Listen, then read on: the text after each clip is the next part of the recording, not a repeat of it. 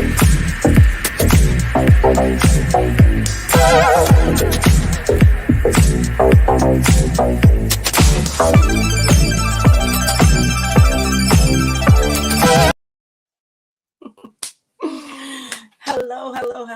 and good afternoon. Greetings, Juneteenth family. We are back again with another Thursday Lunch and Learn session. Welcome. Today we have Diana Benjamin. Diana Benjamin is an experienced professional with a proven track record of providing strategic input and recommendations on promoting diversity and economic equality programs. Today, Diana's here to talk to us about minority women-owned business enterprises. If you're in New York and you're a woman or not a woman, you may know of these programs. I want to welcome Diana on in so she could tell us a little bit more about it. Actually, she's going to have a full presentation. At the end of the presentation, we're going to come back and we're going to chop it up with her. So if you have any questions for Diana, please feel free to drop them in the chat while she is presenting, and we will make sure that your questions get answered. Hey, Diana, welcome. Hi, how are you, Jamie? I'm good. How are you today? Oh, you're so welcome. Thank you for joining us. How are you today? I am doing well. Fantastic. Doing what I love to do. Ashe. With that being said, I just got the chills that said, well, get on out of there and let her do her thing. Thank you so much for joining us today and talking to us about anything business, minority, and women. I can't ask for more. And I pass you the stage. Absolutely. Thank you so much. Hi, everyone. As Jamie said, I am Diana Benjamin. I am president and founder of New Genesis Pathfinder. We are a business consulting firm here in New York City. We're a woman-owned, certified on all levels, federal, cities, state, municipalities.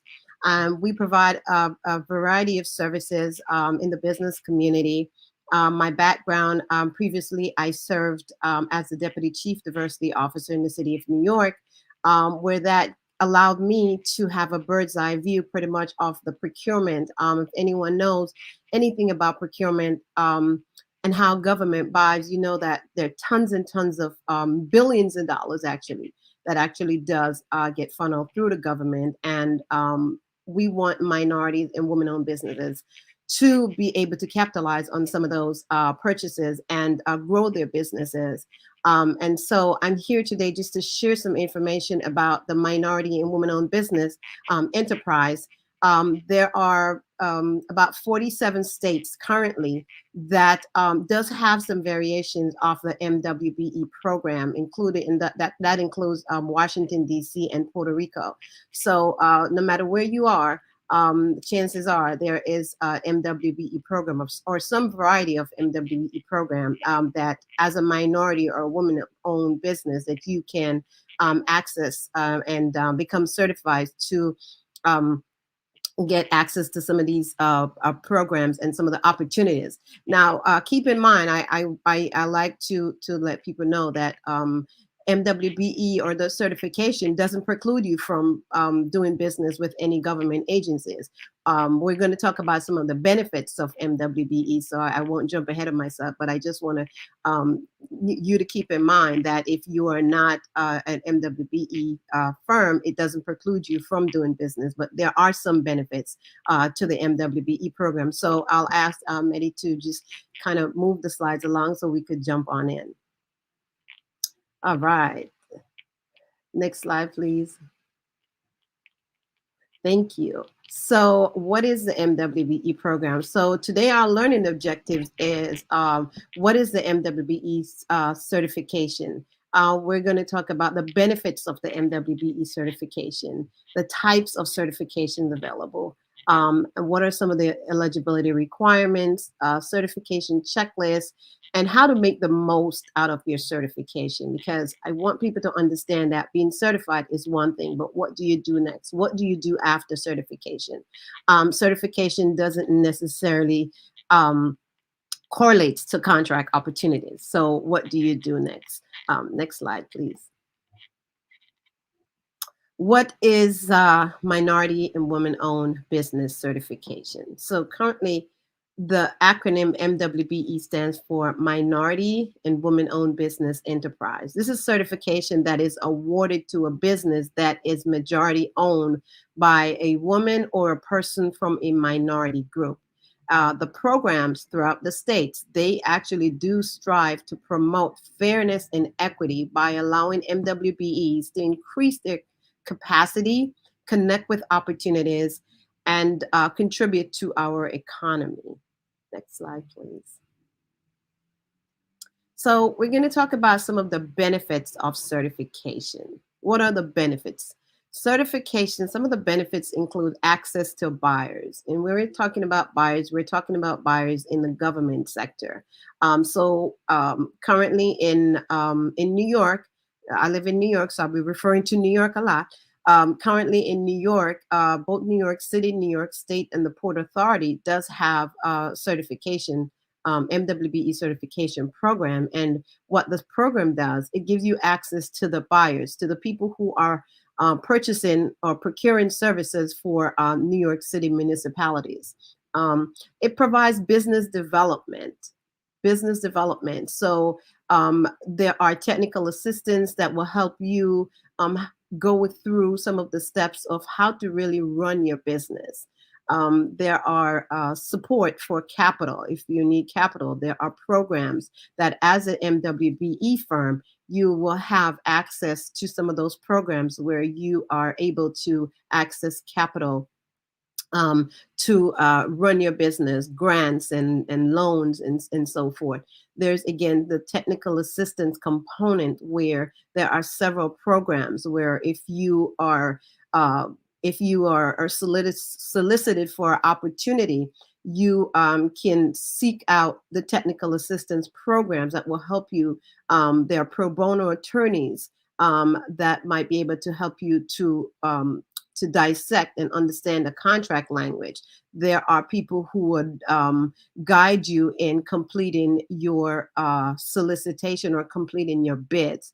Again, it gives you visibility. In New York City, in New York State, there's a 30% aspirational goals. And what that means is 30% of every city dollars spent should go to a minority firm. And what that looks like is that once you become certified, one of the key benefits also is that your company name will be um, in a database. You'll be in a database. And so that database gives a large companies access to find your business, to find your products and services. And also there's the advocacy piece that they are advocating for more legislation, um, so that MWBEs do have more access. One of the recent legislation in New York State, New York City, was the increase of the discretionary spending to $500,000. And what that is pretty much is that an agency, a government agency, can award an MWBE firm up to $500,000 for a contract without doing a formal solicitation, right? A competitive solicitation. And we can talk about that a little bit later. Next slide, please.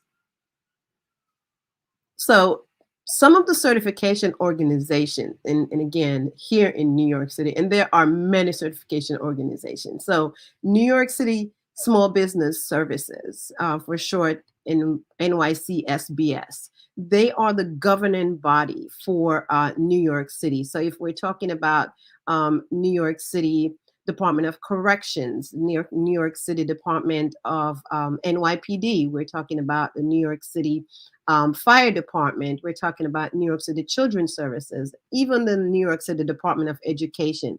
They accept the certification from the New York City Small Business Services. And there are approximately about 141 agencies within the New York City space that does accept the New York City MWBE certification. Then there's New York State agencies and authorities, as well as municipalities. So we're talking about in Long Island and Suffolk County. They'll accept the New York State MBE certification. Again, any New York State agency, New York State DOT, New York State New York State um, adult and children's services, just any New York State agencies that you can think of. New York City CUNY, New York State SUNY, state universities, they accept the New York State MWBE certification. And then there's the Port Authority of New York and New Jersey that deals with the airport, and they also have their MWBE certification as well. Right now, there is reconstruction on the JFK airport, and the Port Authority of New York and New Jersey. They are the oversight and the client, so they are very instrumental in getting MBE certified. Who do intend to do business with the state of the Port Authority and New York and New Jersey, rather. Um, and so they have their certification as well. There are so many others. There is the WeBank, and WeBank more so is the Fortune 500 and Fortune 100 companies, but they focus more so on the supplier diversity side. So if we're talking about Pfizer, if we're talking about Chase Bank, we're talking about NBC, they focus more so on using the certification that the WeBank or women, it's the Women President Enterprise Council, I think, um, that certification. And there's also the National Minority Diversity Supplier Council. They're not listed here, but they're also another organization. And in other states, they have various chapters throughout the United States. And then there is the Woman Owned Small Business, which is a federal program. And again, there is a program there's a certification program as well. So there are a merit of certification programs that I'd encourage you to do some research if you have a business or if you have a business idea and you do intend to do business in this space, and as a small business you are looking to enter into the marketplace. I would encourage you strongly to seek out some of this information and get certified. Next slide, please. So just to highlight some of the eligibility criteria, one of the main criteria is that the business must be at least 51% owned by a woman or a minority, right? They must also, or you must also be active in the business. So you, I would not encourage you to just have the business, but you are not active in the day-to-day operations of the business. I would encourage you to be that CEO of the business who's making the decisions for the business, the financial decisions, and negotiating for the business. It's strongly encouraged that you can show that you are in fact running this business and you have the expertise that is key. You must have the expertise to run the business that you have decided to start. U.S. citizen or a legal resident is also one of the criteria. Again, your business can, the business structure, it could be LLC, it could be a sole proprietor, it could be a corporation. Nonprofit organizations are not eligible for MWBE certification. They are not eligible for MWBE certification. Again, if you're an LLC, if you are a corporation, if you are a sole proprietor, then yes, you can seek out to apply for MWBE certification. Another requirement is you must be in business for at least 1 year, right? For New York City small businesses, you must show that there is some substantial presence in New York City area, meaning that you've been doing business with New York. You've been doing business within the city of New York. And you have some traction going here. You must have at least one contract to show that you have a viable business. That is also another component of the certification. In New York State, again, the 1 year operation, it does go across the board. But one of the key components is Your personal net worth must not exceed 15 million. If you're an out of state, let me just plug this. If you're an out of state company, you must file with the New York Department of State to be able to do business with New York. So you must have that authorization to do business with New York. So you will not be certified if you cannot present that document from the New York State Division of State, I think. Um, to show that you are authorized to do business in New York State. So if you do decide um, to become a certified minority or woman-owned company, I'd encourage you to make sure you have that document. For the Port Authority, again, same applies. Again, that 1 year. For WeBank and WePo, you again same applies again, but you will undergo a site visit, and in COVID right now, I think last I heard the site visit was done virtually. In the past, someone would actually visit your location to ensure that you are actively up and running a business. And other entities that do provide some type of diversity certification, they do also have this process where a site visit is included in the certification as a requirement for certification. And again, on the federal side, where there is the woman owned small business and the disadvantaged woman owned business, again, your net worth for that should not exceed 750K, and you must be owned and operated by one or more women with 6 million or less in personal asset. Next slide, please. And in no means that's those are just some of the requirements. Honestly, there are a lot more requirements to certification, but those are just the top few requirements.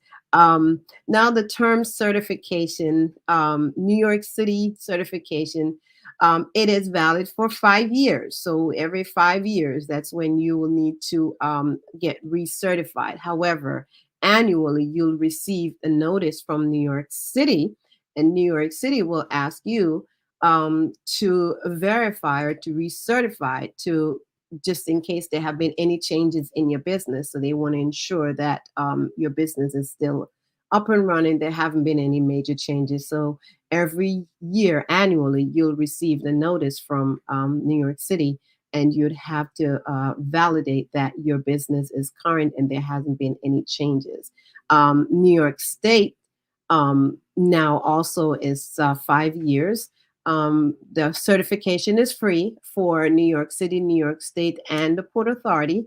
New York City, providing that you supply the all the documentation that is required for certification, then your certification can take between 90 and 120 days, which is really good. And again, that's providing that you are able to supply all the information that is needed.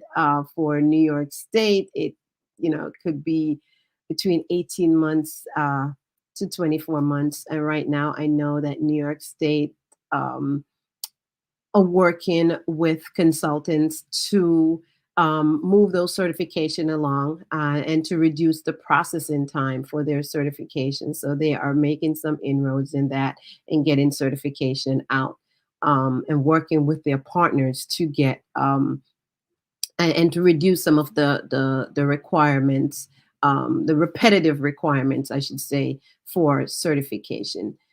Port Authority, again, it's 5 years again for their certification term, and they also, last I checked, it was about 90 days, give and take. Again, all of this time frame, it's contingent upon you, the business owner, providing all the required information that is necessary for processing. And once the agency representative contact you for additional documentation, that you provide those documents, and then your application will move through the process a lot faster. For WIPO, that's 1 year annually. So every year you would have to recertify for the WeBank/WIPO certification. And according to their website, their certification also 90 days to 120 days for processing. There is a fee, and it's a tiered fee. So depending on what your revenue is for your certification, it could start as little as $350, and it could, increase up to $1,250 depending on your revenue. For the woman-owned small business, which is federal. It's again 1 year. You must recertify annually, and certification is usually 90 days. Now with COVID, I last heard that there has been a significant backlog, and there is a fee to utilize the third-party organization to get that certification process moving. Next slide, please. So the question now is, which certification is right for you? Now, again, I said earlier, I am in New York City, right? So for me, New York City, New York State Port Authority, those certifications are right for me, right? Again, New York City, earlier I mentioned that there was legislation that was passed maybe 2 years ago at the beginning of COVID. There's a 30% utilization goal. What does that mean? The 30% of government contract spending must be with minority and women-owned business. Okay, so 30% of whatever the contract is coming out of government procurement spending, they must go to minority and women-owned business. And there's a $500,000 discretionary spend. Now, this is huge. This is really huge, because what that means is, instead of competing in the large pot, a government agency can solicit your company, my company, and three companies in general, and ask for a quote. The one with the best quote can be awarded a contract for up to 500,000. I don't know about you, but that $500,000 contract would look really good for a small business such as myself, right? So I am very excited, as you can probably tell, about this discretionary spending. There's also the P card, which is the purchase card spend, and what that is, it's in essence a credit card that if you're a catering business, and let's say the agency are having a breakfast for recognition, the agency can reach out to you as that catering company with that P card purchase, and they can purchase up to $5,000 worth of service from you, right? Of good, rather, from you, right? So again, there are benefits to being an MWBE. If you are not an MWBE, and again, in New York City, New York State, they are making an effort to utilize more MWBE companies, to utilize MWBE firms, to spend with MWBE firms. I think last fiscal year, New York's budget was over $30 billion, right? That's billion. And of that spend, I think $3.4 billion went to MWBEs. Now, I'm included in that spend because I'm an MWBE, and I have done business with the city in that fiscal year. Now, I'm not certain if anyone who's watching or anyone who'll be watching, if you're included in that $3.4 billion spend. But if you're not included, or if you wasn't included, then this is a great opportunity for you to get involved, become an MWBE firm, so that you can be counted in the next go around, in the next in the next fiscal year spending, right? There are billions and billions of dollars that are being spent right now, and in this space that we are, I think the conversations about spending with minority groups, minority and women-owned business, it has been elevated. So, not only in the government sector, but also in the private sector, um, companies and organizations are making a concerted effort to rebuild our economy, and they understand that rebuilding our economy does take working with minority and women-owned businesses. So the federal government in itself, they spent billions and billions and billions of dollars, $695 billion.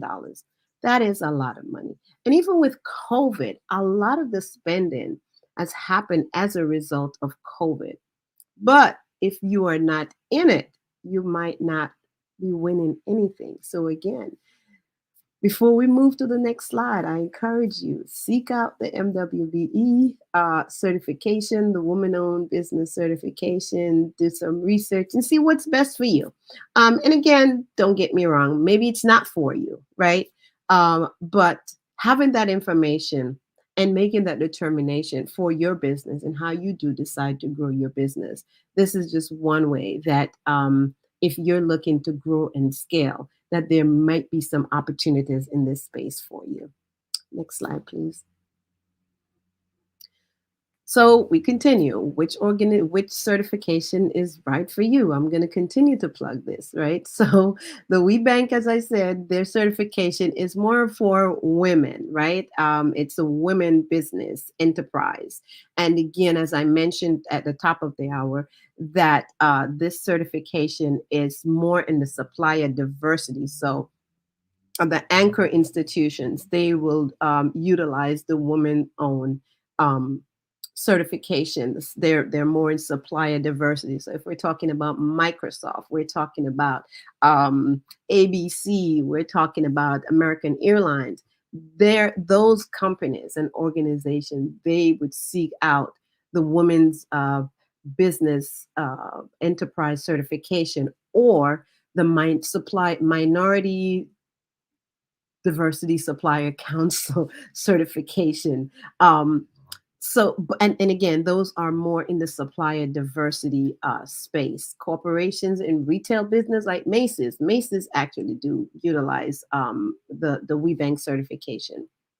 And um, WeBank has 14 regional partners rather, and they're administering the certification across the board. This is not a plug for any one certification. But if you are not in it, you cannot win it, right? So last I checked, there were about 15,000 members. They had about 33 corporate partners. I mean, 333 corporate partners, and their spending was over $51 billion with their members. And again, the National Minority Supply Diversity Council, they again have their certification for minorities. This is particular, the WeBank is particularly for women, but the National Diversity Supplier Council, their certification is more for minority, and their spending is humongous. So please, again, take a look. Next slide, please. So this is like a basic checklist. And again, I didn't go into the full gamut of all the certifications out there. This is really a recap of the certifications that are in my local area, the certifications that I have access to. There's also the federal certification, which is a disadvantaged business certification. That's another one. And so if you're in the construction space, um, um, and that's another certification to look into, the DBE. There is the SBE as well, Small Business Enterprise. And each of those program, they do have a goal associated with those programs. So I encourage you again to please seek them out, look, do some research, see what works best for your company, your organization, and definitely go after them. the paperwork is daunting. I must tell you. I must warn you. But if you approach it strategically, and what I mean by that is you create a checklist, and usually most of the agencies do have a checklist. So if you print that checklist or develop a sort of checklist and gather the documents that you know will be or the required documents or the mandatory documents, and really schedule time to work on the certification and to do your research while you're working, or utilize an agency, one of their partners that actually do provide assistance. Most time, um, the Chamber of Commerce and various organizations, especially here in New York City, that provides assistance with certification. So I encourage you to, again, number one, create that checklist or print that checklist off so that you'll have the checklist. Gather your documents early, because some documents you may have to get from the bank. Some documents you may have to reach out back to the Division of State, Department of State, to just make sure you have all the documentation that are needed. You'll be asked to create various accounts. So, create a checklist and make sure you schedule time. I don't really encourage you to do it in one setting. If you do decide to do certification on your own, I recommend that you schedule maybe 2 hours in the day and then move over time. Meaning you could do 2 hours on Monday, 2 hours on Wednesday. But if you if that works best for you, that's what I recommend, because I've done certification. I am actually one of the consultants who is working on the backlog of certification for New York, um, one of the New York agencies right now. And so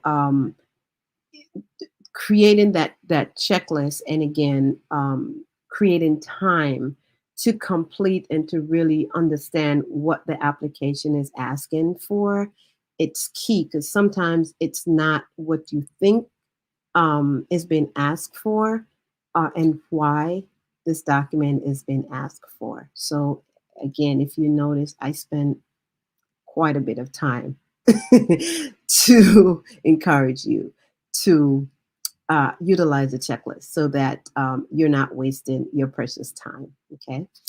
Next slide, please. So, what to expect? Okay. So, you create an account. You complete your application. So, once you create your account and you now have access to a portal and you complete your online application, you then sign your application and submit, and all that is done in the portal, right? um, the agency will then send an acknowledgement email, um, and once your application is ready for analysis and review, they may conduct a site visit. Again, this could be virtual. um, a virtual site visit, because we are still in a pandemic. Um, and again, once the site visit is conducted, they may do some additional analysis of your application, and then a determination. So before the determination, I want to encourage you, and I want you to really hear this. Um, your determination for certification is contingent upon the documents you provide, right? So if the requirement, one of the requirements or eligibility criteria is that 51%, right? And there will be additional documentation. But your 51%, if you are not 51%, or if you're 50-50%, right, in the business, then you will not be eligible for certification. If you initially upon the formation of the business, formed the business and it was 50-50, and then you decide, okay, you know what, I'm going to now give my partner um, 2% to make he or she the 52% of the business. Now it has to be done through the proper channels and documented, because again, they will ask to this, and they meaning the analysts, they will request documentation, and your certification will be contingent upon what you provide to them. So again, make sure you are documenting any changes so that there will be no red flags. If you contribute to the business in terms of your capital contribution, again, make sure it is properly documented and you hold on to those documents for some documentation. And for people who have been in business for a number of years, it might be a request that you have to go to your bank to get a document from your bank to substantiate whatever the claim is that you are making as it regard to your certification.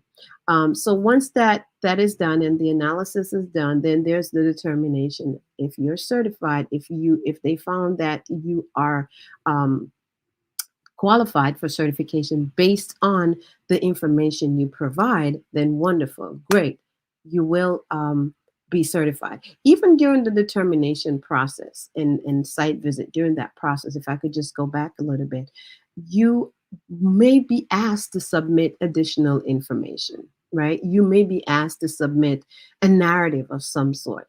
To substantiate a claim or to give a clearer picture of for exactly something that was done. Make sure that your the amount of shares that you have in the business, that you can accurately um, provide the right information and documentation for that, because those are analyzed and it's taken into consideration. So all of that happens, and then once the agency feels that okay, what the documentation that were provided, they are complete, they are adequate, and they are within the guidelines of what the law says that we're looking at. Because again, remember, these certification programs are governed under law. In New York City, it's a local law 1, and for New York State, it's Article 15A, and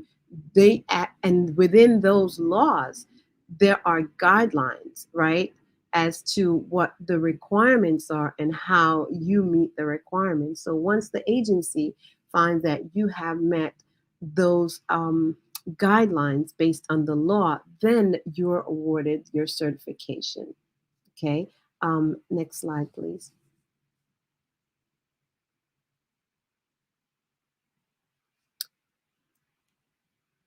Thank you. Um, uh, in the event you are and just to, before I address the slide, in the event that you are found to not be qualified for certification, there is an appeal process, and there's and different agencies have different appeal process, what their appeal process would look like. So again, it's by the agency, and but you can appeal your certification. And some agencies will allow you within 90 days to reapply for certification. Um, so just keep that in mind. It's not the end of the world if for some reason you are not qualified, or they didn't find you qualified for whatever reason. And again, they will provide you with what their findings were and their recommendations that caused you to be disqualified.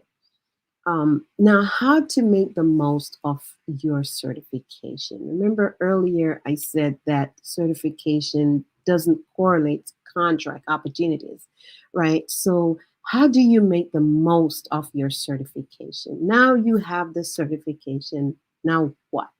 What do you do? How do I access these opportunities? How do I tap into the millions and the billions that are being spent, whether in your state, if you're in New York, wonderful. If you're somewhere else, like I said before, there are 47 other states that have some form of diversity program, MWBE, or maybe call something else in your state. And that includes Puerto Rico and Washington, D.C. So there is something for everyone somewhere. But understand what the agencies are buying. Understand, first and foremost, understand what your product or service is. Not everyone's going to buy everything. Not every agency are they're going to procure your services, right? So understand the agency buying habits, and that includes building those relationships with the agency procurement staff. How do you do that? You research. Quite simple. Research the agency. See what they buy in your local schools, right? What do they buy in your local schools? So do your research. That's what it is. What their spending habits are. Usually, um, the government, they spend within the fiscal year. In New York City, the fiscal year runs from June 30th to July 1st. So New York City has tons of resources that you can access to see how the agencies are spending and what they're spending on. Not only that, but their networking events that as an MBE that you are invited to, where you can have those conversations with the procurement staff to get a sense of what they are procuring. Right? Ask about their discretionary spending. Ask about their small purchases. Ask about what is the highest contract as a small business. And if you're a micro business, ask about their P card spending, right? It's a purchase card method. Network. I cannot stress that enough. Talk to people. Um, uh, um, um, Share what you're doing with your network, whether it's in your local school, your local place of worship, but share, network, because everyone knows someone else, right? You need a capability statement. A capability statement, that is your business resume. Your business resume, right? You want that to talk about your business in a concise manner. You don't want to expand on that your grandmother started this. No, you want to make it so when I look at the capability statement, or when that agency representative look at your capability statement, it jumps on, oh, okay, this is what they do. Don't go ahead and use too many fancy words. Just make it simple, make it to the point, expound on what you do, what your services are. And this is a whole class that we could put together on how to do capability statement. But again, there's tons of information that the agencies do have that I encourage you to take advantage of, so you can create the best capability statements to highlight what your products and services are. Ask about if the agency has a short list, especially for people in the construction space.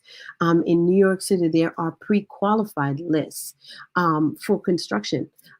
Attend outreach events. JFK right now, in their rebuilding efforts, there are outreach events that are being advertised a lot of outreach events, because there are tons and tons of opportunities that are out here right now. So attend the outreach events. A lot of these are virtual now, but yeah, attend the outreach events. And when we are back to face engagement, attend, go with a purpose.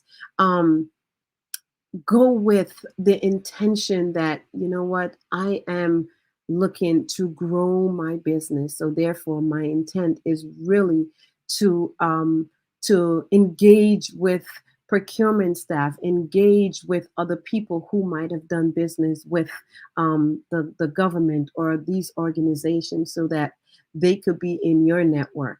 There are joint ventures where maybe you have a service or a product that you could join with another company and come together and form an entity for that single contract opportunity. right? Join groups, women group. There are various groups, chambers of commerce. There are several groups that you can join to again continue to network and to learn about opportunities. Don't be shy. Do not be shy. This is your business, and you have to know where you want to take your business. Social media, contact with, you need to connect with organizations. You need to connect with other entrepreneurs in social media space so that you can access and learn. Next slide, please. So this is just some stuff that information that is good to know.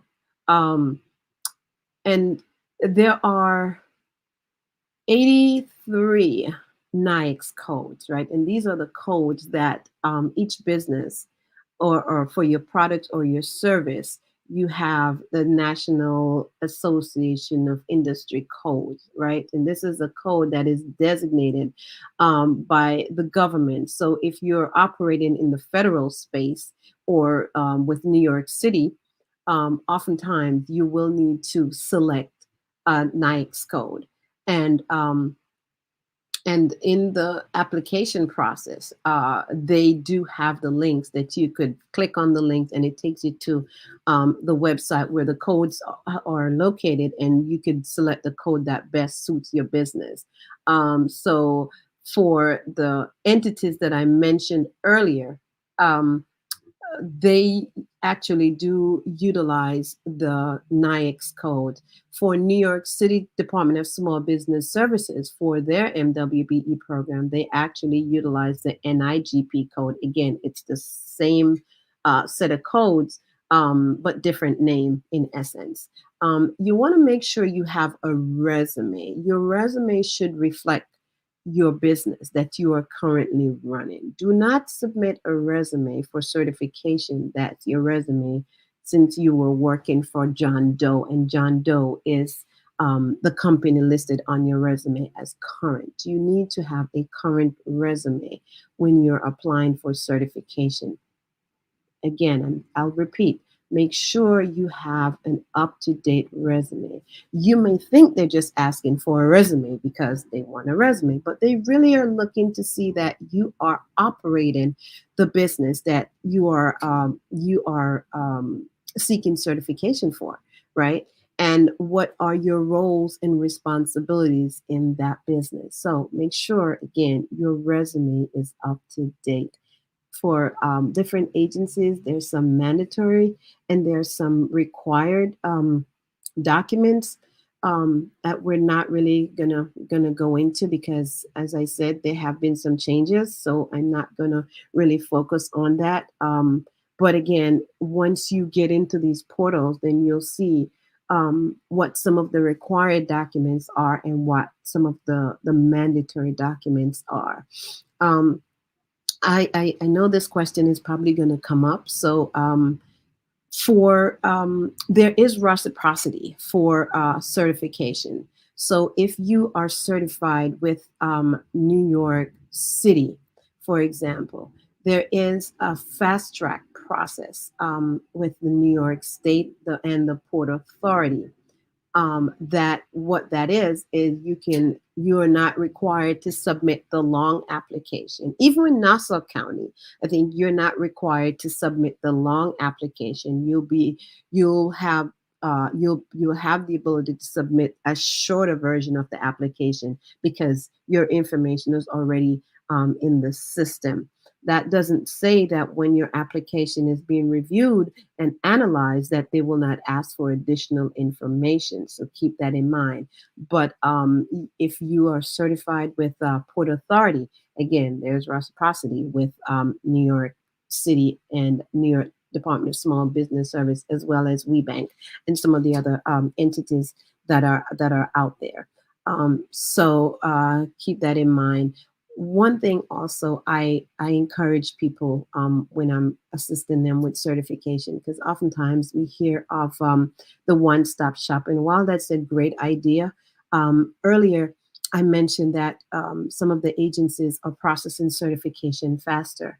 So um, as much as there's a one-stop shop and you can complete one application and that one application go across the board. So if you're applying for New York City certification, you do have the option to complete an affidavit, and that affidavit for New York State, and there's one for New York Port Authority.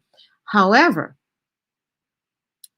I personally, this is my opinion, I don't usually encourage that. Why? Because in the event that New York City certification takes a little bit longer than New York, I have to wait until New York City processes my application and completes the process before my application gets moved along, and so forth, so forth, so forth. So I encourage you to, it's usually most of the information is the same. So I encourage you to complete each application. It's a little bit more work, but in the long run, I'd encourage you to complete a little bit more, one application for each entity. Next slide, please. So I've included some additional resources, and this is just a bird's eye view, a highlight of how New York State spent. I don't know if you can click on this to bring up the screen of how New York State spent. Oh no, okay, okay. So we're not able to do that. But again, you can Google and just see how New York State is spending and what New York State has spent on, because they buy everything, like honestly, and New York City as well. Did you know that New York City purchased dog food? I bet you didn't know that. Yes, they do purchase dog food. Federal government purchase dog food as well. Why? Because you see those dogs at the airport? Yeah, those dogs need to eat as well, right? Yeah, so they purchase everything, every single thing that you can think of. The New York City government, New York City agencies, they purchase, and they purchase food for the inmates. They purchase uniforms. They purchase um, paper clips. They purchase food for the students, right? They purchase milk, just about everything you can think of. They purchase services. They purchase daycare services as well, car services, um, for the aging population. They purchase just about every service that you could think of. But again, it's about building those relationships and knowing how to access those agencies and where to access that information. Next slide, please. So I hope you found this overview to be impactful. Please connect with me on LinkedIn, and we also provide in-depth training, and that's our email for our training. Um, if you need to, a training for your organization or your group, we are more than happy to connect with you and provide you with training or services or navigation assistance to government. So I hope you found this to be very impactful, and I look forward to seeing you or hearing from you, and know that you are included in the next fiscal budget, and you are included in the billions that are being spent in New York City and New York State, or wherever you are, for that matter. So thank you so much, and I look forward to connecting and hearing from you. Wow, wow, wow, Diana, that was amazing. Yeah, I was going to say, let's switch to that scene. So I definitely have some questions for you from the community. I'm going to read them out, and then I have a couple of my own as we wrap up. So from Glow Favre, I don't want to spend too much time on the pronunciation, but pronunciation is important to me. So Miss Glow F is asking if you have not had at least one contract with the state, should you apply? You need at least one contract. That's the only way the state or the city or any of the certification body, that's the only way for them to validate that you're operating a viable business. They're not looking to certify a firm that just sits in the database and have never done any type of business. So I recommend to have at least one contract to show that you are actually a viable business and that you're actually doing business. Got you, got you. So in understanding, it's a requirement that you have had at least one. Okay. Absolutely. Yeah. And from Athenia, we have once you get certified, how do you get contracts from the city? So certification, as I mentioned, is one component. But once you're certified, I encourage anyone, especially if you're in New York City, to to work closely with the certification agency. And in this case, it's New York City or New York State. And they do have workshops on how to do business with the city. Right. So that would be your first step. Of course, you could, work with me if you choose to, but you can also utilize those free services. Got you. So what I hear is through the process, either whether you go through an organization or you go through the city or state, they will help you learn how to secure the contracts. Absolutely. They'll guide you. They'll Got guide you. Again, it's a lot of work. It's a lot of work. And I want people to keep that in mind. It's a lot of work.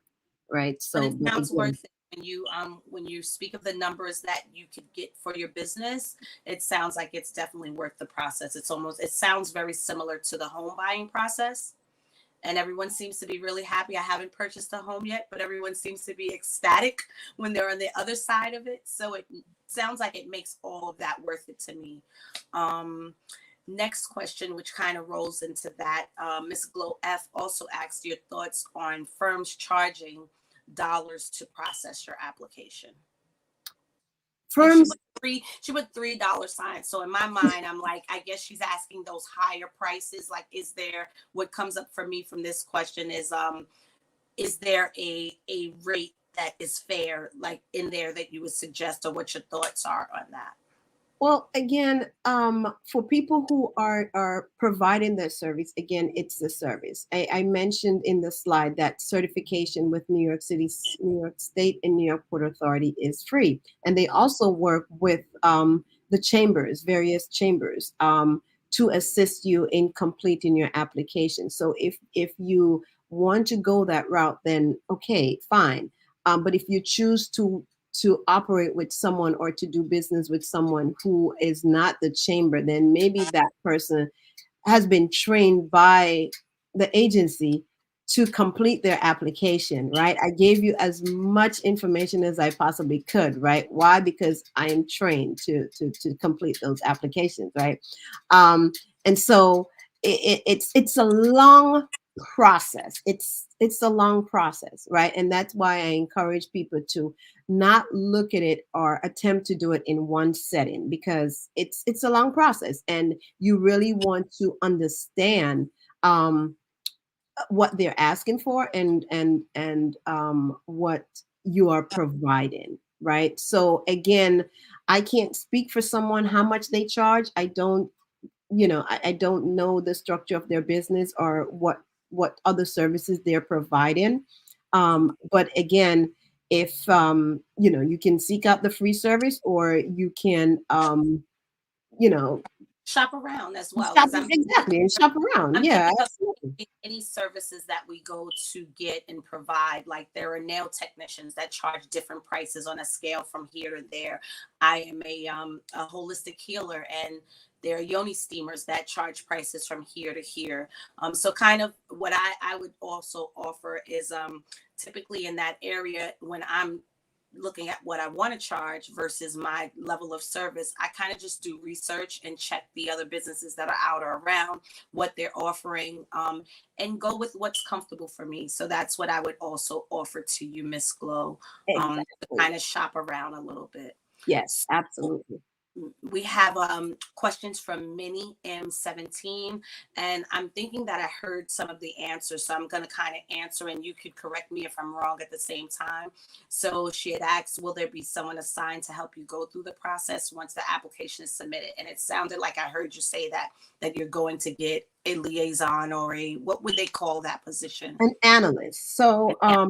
So yes, so the internal process is there's an analyst that actually your application is assigned to an analyst. and the analysts, they review your application from soup to nut, honestly. Gotcha. Um, and they are looking at the information that you provide, right? And that's why I highlighted that you're certified based on what you submit, right? Got, So if you're denied certification, it's based on what you submit. It's not because someone look at your name and is biased against you. No, it's because the documents that you submit, there may may not. be some red flags, or they, Gotcha. you haven't substantiate a claim. But there's an analyst who is assigned, and they will ask for additional information um, to um, to solidify whatever the claims are on your certification application. Got you. So if you're declined, is there an appeal process? Yes, there is a decline. There is an appeal process, and different agency has different time frame.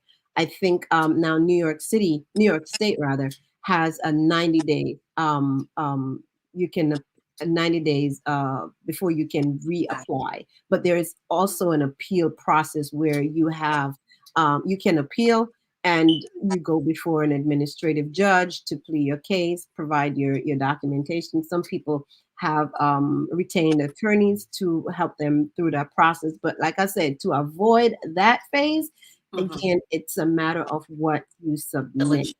The yes, doing your due It's diligence. your due diligence. It's the documentation that you submit. That's what you'll be analyzed on. So make sure your taxes. If you claim you are an engineer and you Mhm. open an engineering firm, do not be a hairdresser if you do not have an engineering license, right? If you're not Got, certified to do the work. got, If you open a hairdressing salon, then be that hairdresser, but don't claim to be an attorney, because you will be need to provide proper documentation to solidify that and to substantiate your claim. overstood. And Minnie's last question is there, well, we kind of touched on this a little bit, but I'll let you answer. She asked, is it, or she or he asked, is it better to hire an agency to help you get certified? That's also a business decision. Yeah. Um, I would say look at the application. I would also say talk to the chambers. And again, it's a business decision. It's a really a business decision. Yeah. Um, but look at the application, look at the checklist. Again, look at the checklist, see if that will be an invest if that's an investment that you want to make. I don't even think when you communicate with the chambers, I don't think that someone is actually sitting with you doing the application. I think there's someone who can answer your questions as you're going through the application. So Mhm. that's the difference between hiring someone, a consultant, to actually complete the application for you, right? I think when you're working with the organizations that are retained by the state and the city, that Yeah. you're actually completing the application on your own, but Mhm. they are providing some guidance and you are able to ask them questions. Got you. All right. We have a couple more questions, and then I have maybe one or two, and then we can wrap up. So Sure. I said that that was Minnie's last question, but I actually scrolled down and I see one more.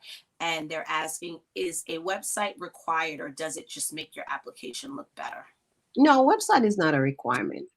But I also worked. I don't know if I had mentioned that. I also worked in government for maybe 10 years, and so I've been on the inside and I've been on the outside, right? So that's my value proposition. So, and what happens when I worked with MWBE? One of the things that I really like to do, I really like to visit their website, because sometimes it helps me, because you may start selling a product or a service, and especially us living in New York City, we live very busy lives, right? And so your website gives me an overview of what you're selling or who you are. And so it's not required, but it's encouraged, right? Because So it's like a people, proof in yeah, pudding, sort of yeah, like a people, pudding. Yeah. mhm, yeah, absolutely, yeah. Got you. All right. And Glow had also, she was saying that someone quoted her 2,500 to process their application. I have no idea what that looks like, as that's not my area of business. But in listening to everything I have heard today, while my business may not be generating that amount of money, I would definitely go through whatever I needed to go through to get that 2,500 up, because from what I heard, I'm a person that just does not like paperwork. Paperwork scares the crap out of me. And when you started to talk about paperwork, I started to sweat and my heartbeat started racing really fast. And I'm just like, oh, and I'm not even there. I'm not even doing this right now.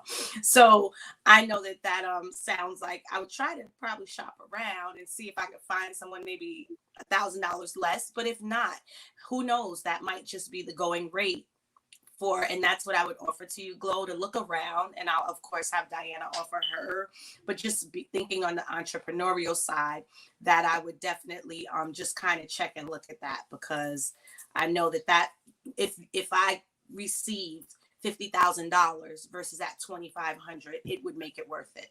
Of course, of course, definitely. But also to add to that, because again, it's not only about going to the portal and get certified. Like New York City, for example, you if you have not done business with the city of New York, you have to get your vendor account. So there are other things that you must do before you can really apply for certification, right?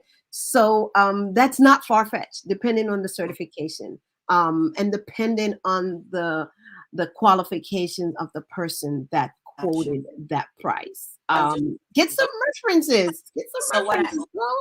So what I also hear is listening and kind of looking for what are they offering for that 2,500. Are they Exactly. offering this, or are they offering the helping you through the whole entire process, soup to nuts? If you're a person who just really has a business but doesn't even know how to get this started. And if you have partners, it depends on your business structure as well. Because if you are a sole proprietor LLC and it's just you, single member LLC, that's a simpler process as opposed to if you have a partner or multiple partners, right? So I really can't speak to that because I really don't know the background of that. I don't know which certification you're really applying for. I know that especially in New York City, they have included multiple steps to certification now, and that's a lot of time that is being spent on just getting you through one step to get to the portal, because now you have to get into their e-procurement system, which is a longer process. So I don't want to rain on anyone's parade, really, because again, it's a business decision. But if you know that you have a product or a service that New York City sells, and you know that this could be an opportunity for a 25,000 or $2,500 contract, or even a $5,000 contract to get your foot in the door, then think about it. Yeah, it's worth it. You at that rate, you've only spent half of what you're gonna get back, and that's only with one contract. Yeah. And, Gotcha. and and keep in mind also that while the nonprofit organizations are not qualified or eligible for certification, they are encouraged to utilize MWBE. So it's not only with the agencies that you can do business with, but the people who are doing business with the agencies, right? They are required to utilize MWBE. So if you're a construction firm, right, and you can't bid on a contract, then the prime contract does have that goal they have to meet. I just had a meeting with an agency this week, and they have put out a change management contract, right? And they are like huge, large contracts. So a small firm like mine would not be able to bid on that contract because it's just like out of my capacity. But Yes. what the agency did, they attach the 30% goal. So when that work and when those task orders are being issued, then the prime contractor who was awarded that Okay. contract will now have to reach out to someone like me for those opportunities. So Got you. yeah. And just so I'm clear, so I heard you say that nonprofits are not eligible, but would they be eligible under the main contract? Is that what I heard? Not necessarily. Non-for-profits, they get their own contracts depending on Got the service that you provide. But what they do encourage non-for-profit organizations to do, especially the ones that are in the schools, let's say the after-school programs that are oh, run by non-for-profit, yes. they purchase supplies, they purchase, commodities to run their programs, and they are encouraged to spend with MWBEs, right? Wow. They're not required, but they're encouraged to spend. If we're talking about in the home in the aging population, again, a lot of non-for-profit organizations, they're running those, and so they're encouraged, and they, again, these conversations have been elevated, so no one can say, oh, I've never heard about that. No, they do, because it's written in, it's in their contract language, right, that they're encouraged to utilize, and some are actually being favored upon, more favors granted to them as they're looking at their application to say, oh, you do intend to work with MWBE, so that's another value add. Okay, super. And I have two questions, and then we can start to wrap up and you can share your information. Actually, your information has been dropped in the chat. So if anyone has not grabbed it yet, please copy and paste it, screenshot it, go and follow her right now. So she is on LinkedIn. So does this process, would you say that this process could serve creatives or healers or people that are non-traditional, or is it just for like products and services that would serve the bigger agencies that you mentioned? No, it's, again, sometimes it's not the agency, right? So I remember when I served as a director for the MWE program for one of the agencies. We had a gentleman who was a Tai Chi master, and um, he was actually looking for opportunities with my agency. My agency didn't procure those services, but guess what? The nonprofit organizations that works with the aging population, or children, or someone who has some mental challenges, right? If those are the services that they include, right, then there could be potential opportunities, you presenting your product, your service, um, to the organization as an MWBE, right? Again, now people are going back. We're in a pandemic. There's so many things happening. We don't know how the schools work, right? There could be something in one of the organizations that runs a school program that they need your types of service. So there are ways to strategically build this out and see exactly where the opportunities are, where the potential opportunities are. Sometimes people don't even know that they need the product or service that you offer. Mm, I Yeah, love sometimes they do not know. So you have to educate them. I love that. All right. And then my last question was, how about people who have multiple businesses or multiple types of businesses? Would they need to umbrella under one business name, or would they have to register each business, or how would that work? Um, if your business has different EIN numbers, then yes, you're certifying your different businesses.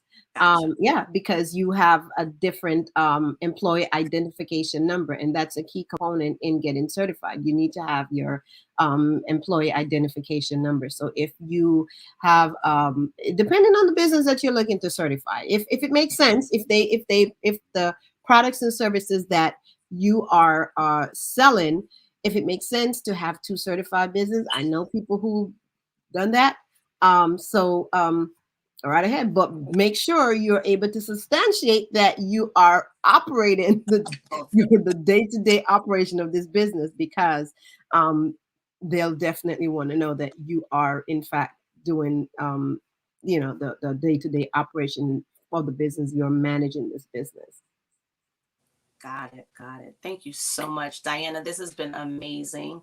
So full of information. I definitely can't wait to sit down and watch the replay, because I know there are going to be things that I may have missed or that just being able to slow down, rewind, and just re-listen and let it soak in. That will definitely bring up more questions that I'll reach out to you with myself. And community, please feel free to engage in our chats and comment areas. Any questions that you ask moving forward after the replay is issued, and it posts to YouTube and Facebook right away, but we'll also email to our community a recap. Please feel free to ask Diana any questions you have. And I do hope, I heard you mention that there was like a whole workshop something you mentioned had a whole workshop that you can offer around it. It was the capabilities, I believe you said. Mm-hmm. I look forward to you coming back and hosting that. Of I would course, love to continue absolutely. this conversation. Yes. Guidance in business we can never have enough of, especially for so many of us new, I won't say I'm a newfound entrepreneur, but entrepreneurs that are switching maybe from day jobs into trying to switch from having other jobs and kind of solely living our purposes. And this information is highly valuable. Thank you, Minnie, and thank you, Glow and Athenia, for your engagement and your questions. And thank you for your time, Diana. Is there anything else that you'd like to share with the community before you depart today? Yes, just one last plug. Um, our elected official and our mayor. I remember one of the things that he mentioned during the time leading up um, to the elections was spending more with the Black and Brown community. And honestly, some of the organizations and the groups that I've been associated with, they're holding these people their feet to the fire. And again, I've said earlier that these conversations have been elevated. And so agency commissioners and all our legislators are involved in this process. So if we're not in it as Black and Brown people, we cannot win it, right? And we are ready and willing to work. The information is there. And if we don't use it, we may lose it. Right? So that's my last plug. As you can tell, I am really passionate about entrepreneurship. I'm really passionate about helping people to understand and to guide them along this path. It's not a sprint. It's not a sprint. Think about the New York City Marathon, and that's exactly what it is. It's a marathon. So, connect with me. I am more than happy and willing to provide any guidance that I can. But again, utilize the resources that are available to you in New York City. The government has been spending a lot of money with just getting the information out. So take advantage of it, because if we don't use it, we're definitely going to lose it. So it was a pleasure hanging out with you today during lunch. And so I look forward to further conversations and, much blessings and prosperity. Ashe. Thank you, Diana. It's been an absolute pleasure. And I will see you behind stage. Okay. Community, I hope that you guys got as much fullness and juice and fruitfulness as I got out of this and received today. Next week we will have Cindy Weathersmith, owner of Coco's Love. I'm thinking it's Love Topic, but it's spelled Louve. And when she's here next week, we'll ask her all about that and what she's going to be here to talk to us about are top skin superfoods for women of color and best practices for self-care. So I look forward to seeing you guys next week. Thank you for joining us today, and peace and blessings.